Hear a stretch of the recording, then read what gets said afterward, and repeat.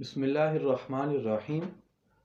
عموماً مولوی اسحاق، انجینئر محمد علی مرزا اور روافظ کی جانب سے عوام پر ایک سوال چھوڑا جاتا ہے، اور وہ سوال یہ ہے کہ امام نسائی رحمۃ اللہ علیہ ان کی شہادت کیوں ہوئی اور کس وجہ سے ہوئی۔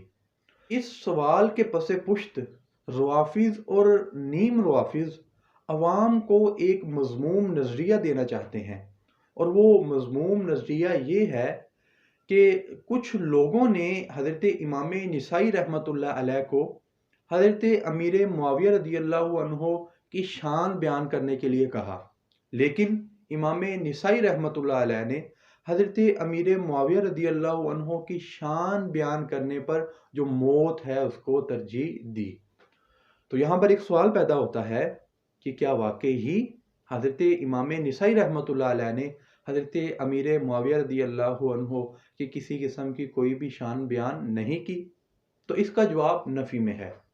جس طریقے کے ساتھ اہل سنت و جماعت کے دیگر محدثین نے حضرت امیر معاویہ رضی اللہ عنہ کی شان کو بیان کیا، بعینہ اسی طریقے کے ساتھ امام نسائی رحمۃ اللہ علیہ انہوں نے پرزور طریقے کے ساتھ حضرت امیر معاویہ رضی اللہ عنہ کی شان کو بیان کیا ہے۔ بہت ہی مشہور کتاب ہے تاریخ دمشق، اسی طریقے کے ساتھ یہ جو روایت میں بیان کرنے لگا ہوں یہ تہذیب الکمال جلد اول اور پیج نمبر 340 پر موجود ہے۔ ایک شخص نے امام نسائی رحمۃ اللہ علیہ ان سے حضرت امیر معاویہ رضی اللہ عنہ کے متعلق سوال کیا، تو آپ نے ارشاد فرمایا کہ اسلام ایک گھر کی مانند ہے کہ جس کا ایک دروازہ ہے اور اس کا دروازہ صحابہ کرام ہے، بس جس نے صحابہ کرام کو تکلیف دی اس نے اسلام کو تکلیف پہنچانے کا ارادہ کیا۔ جس طرح کوئی دروازہ کھٹکھٹاتا ہے تو وہ گھر میں داخل ہونے کا ارادہ کرتا ہے۔ پھر فرمایا پس جس نے حضرت امیر معاویہ رضی اللہ عنہ کو برا کہا سمجھ لو کہ اس نے تمام صحابہ کرام کو برا کہا۔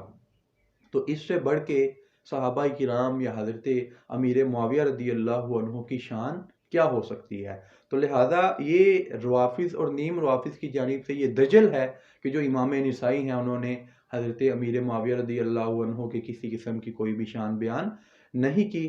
اللہ تعالیٰ سے دعا ہے کہ اللہ تعالیٰ ان کو راہ راست پر آنے کی توفیق عطا فرمائے۔ والسلام۔